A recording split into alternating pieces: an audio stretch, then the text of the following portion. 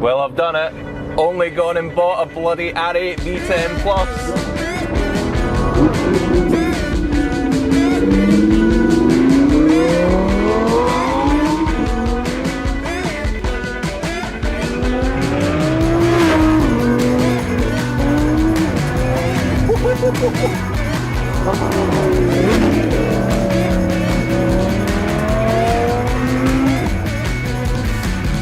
This probably comes as no surprise, but I didn't exactly grow up around cars like this. Always lusted after them, always wanted them, but when it's not exactly commonplace, owning one just seems so unrealistic. But here I am. I kind of feel like I've got a little loan of it and soon someone's going to come and want it back, but it's my name on that V5. So allow me to give you a bit of a tour, and let's start with the colour. Quite unusual, quite rare on the R8 platform. It's Estoro Blue, and honestly, it's one of my favourite things about this car. Now the story goes, when these cars were new, a lot of owners chose not to spec it because apparently it had a bit of a reputation for showing swirl marks and scratches and chips quite easily.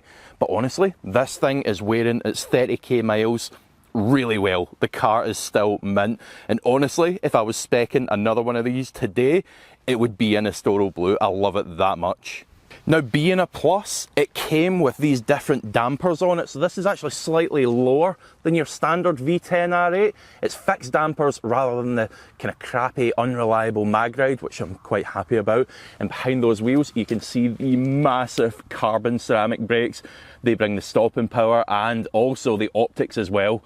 I think they look amazing. Always a bit scary buying a car with these fitted, because to replace them, the pads and discs, is something ridiculous, like £18,000, but thankfully these seem to be all good. So engine wise, these Pluses got 25 horsepower more than your standard V10 R8, but even at that, they're still a bit restricted. You see, Lamborghini, who Audi own, also made the LP560 560 brake horsepower Gallardo. They gave these 550 brake horsepower because they didn't want it standing on the Gallardo's toes. That's why with just a simple remap, you often see over 600 brake horsepower out of one of these. Maybe something for the future. So with this being a late facelifted Gen 1 car, it means it got the S-tronic dual clutch gearbox rather than the old R-tronic, and honestly I think it's one of the best things about this car. And honestly I think it also makes it the bargain of the century, because you think about that V10 and dual clutch combo, that's effectively what you're going to get if you go out and buy a £200,000 Huracan. Am I crazy for saying that, or is that just the biggest oversight in motoring history? Anyway, getting carried away a bit, let's get it out on the road and I'll tell you a bit about how it drives.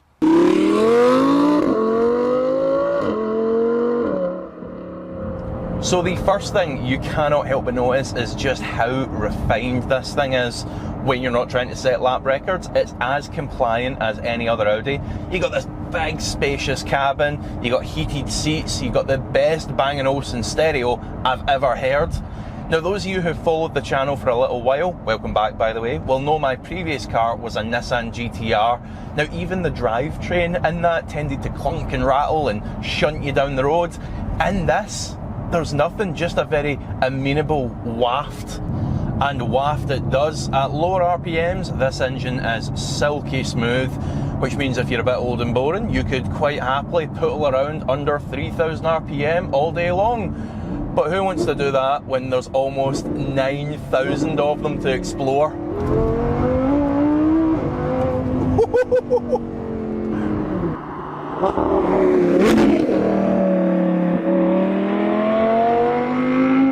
The engine is a masterpiece, and I do not say that lightly. It's little wonder that they barely had to develop this thing, even right up to the Gen 3 R8. Honestly, if Jesus came to Earth tomorrow and we wanted to impress him, put him in a V10 equipped R8 and tell him to give it a send. So gearbox then, well, even in isolation it's an impressive thing, but in the context of where the R8 came from with the old R-tronic, it's like comparing a fillet steak to a tin of Spam. It moved the game on that much. Let me put it this way, there is nothing I would change about the gearbox itself. Now on that note, there is one thing I would change about the way they implemented it into these Gen 1 cars, and that is you've got two options, and they're either end of the extremes. You can either have it in nothing, just auto, in which case it'll just try and get up to 7th gear as quickly as possible, or you can flick it into sport mode, which is super aggressive all the time. So if you're crawling up to traffic lights, it is going to downshift to 7,000 RPM before you come to a stop. It would be nice to have something in between. I'm aware that the Gen 2 cars did rectify this with more driver settings, but yeah, the Gen 1, we're kind of stuck with what we've got. Now, suspension wise, I've actually got quite a unique perspective on this because I've owned a number of R8s. Each of them had different suspension on them. So I had two V8 R8s, one had fixed dampers, one had the really quite unreliable mag ride on it. Now, the fixed dampers on the V8, I always felt they were more suited towards a GT car. As you started to push it round back roads, they just became a bit undone. You could tell the car wasn't having a good time. Much happier at more of a cruising pace. The mag ride, best of both worlds. However, as I say, they were notoriously unreliable, always leaking.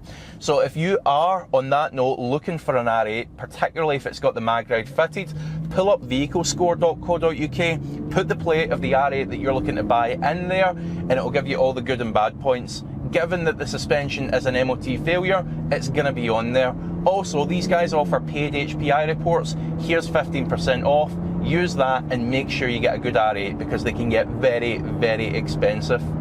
Now, as for these V10 Plus dampers, this is where Audi nailed it. None of the mag ride unreliability to worry about, and razor sharp, all the while being supple enough for our rutted British roads. Honestly, you put this thing through a few bends, you would expect it to be rock hard, how flat it stays, but it isn't. It's perfectly livable.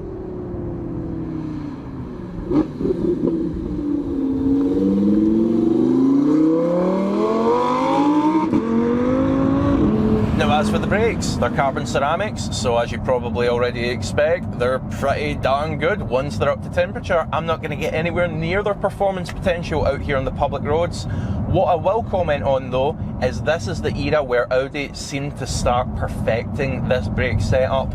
You'll find an earlier version of it on the pre-LP Lamborghini Gallardos, and they were not progressive at all. They were really quite grabby, and they could also make a bit of squealing noise once they were up to temperature.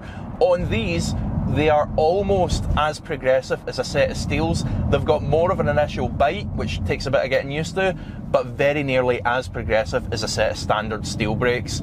And also, no brake dust is a major benefit. Oh, and no squealing noise to boot. They're really good. It's just the price you get down about, yeah. So steering then, it always has been and probably always will be the Achilles heel of the R8 for me. If you drove this in an R35 back to back, you would see exactly what I mean. The R35 GTR just has infinitely more feedback coming through the wheel.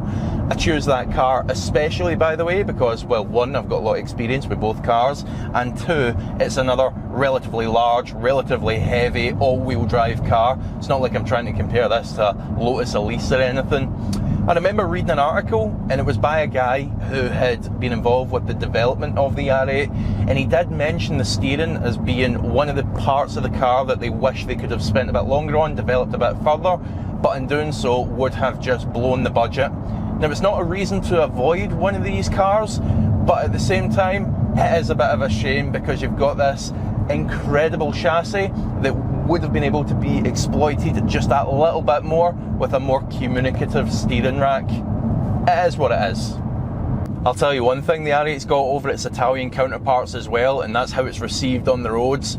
You still get little kids screaming and pointing, you still get everyone wanting to come and talk to you at the petrol pumps about what it is and the performance stats of it, but people seem to receive it pretty well. They let you out at junctions, and honestly, you see a lot more thumbs up than middle fingers. You're not going to find that in a sales brochure. The original R8 was an against the odds foray into an already well developed and dominated supercar landscape, and to me, it got so many things right, and I think that's why I love this V10 Plus so much. The second generation R8, well, that's a completely different car, where this one is an evolution of that original, and arguably the ultimate expression of it. Now, as ever, please do let me know your thoughts in the comments section below, hit the like button, and if you've enjoyed this video, please do consider subscribing as well, and I'll see you next time.